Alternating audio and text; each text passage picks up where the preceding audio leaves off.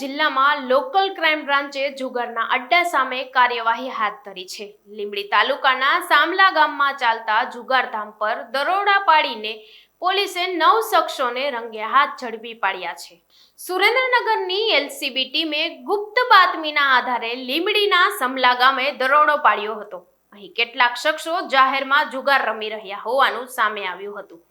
પોલીસે તાત્કાલિક કાર્યવાહી કરીને જુગાર રમતા 9 આરોપીઓને ઝડપી પાડ્યા હતા। સ્થળ પરથી 24,000ની રોકડ, મોબાઈલ ફોન તેમજ એક કાર સહિત કુલ અંદાજે 11 લાખનો મુદ્દામાલ જપ્ત કરવામાં આવ્યો છે।